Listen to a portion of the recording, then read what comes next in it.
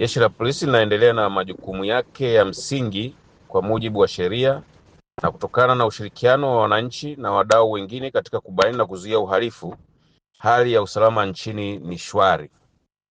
Wiki hii waumini wa dini ya Kikristo wameingia katika kipindi ambacho watahitimisha mfungo wa Kwaresma, ambapo utafuatiwa na sikukuu za Pasaka. Ukamilishaji huo wa mfungo wa Kwaresma na sikukuu hizo za Pasaka huambatana na ibada za mchana na nyingine hufanyika usiku.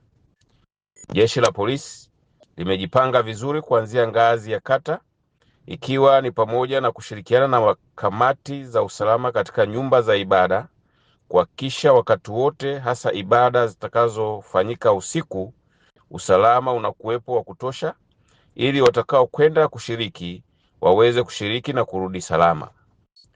Pamoja na hakikisho hilo, Jeshi la Polisi lingependa kutoa wito kila mmoja wetu wakati wa ibada na sherehe hizo za Pasaka, tunapotoka majumbani mwetu, tuhakikishe makazi yetu tunaacha uangalizi kwa ajili ya usalama.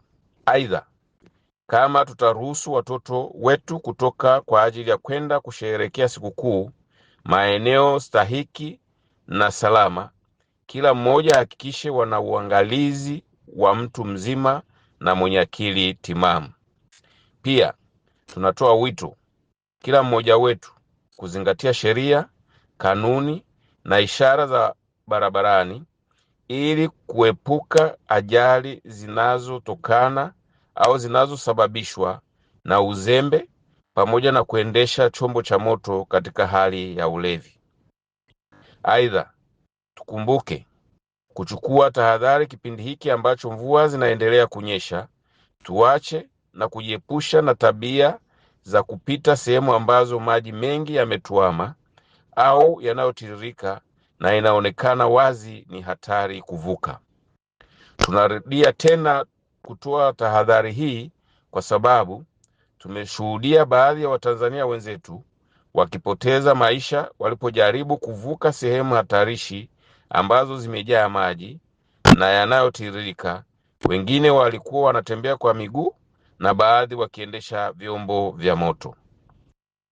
Tumeshuhudia pia watoto waliopoteza maisha kutokana na kusombwa na maji na wengine kutumbukia kwenye mashimo yaliyochimbwa na kuachwa wazi. Wazazi au walezi wanapewa tahadhari kuwalinda watoto dhidi ya madhara kama hayo, na wale waliochimba mashimo na kuyaacha wazi wayafukie au yafunike kuepusha madhara kwa watoto.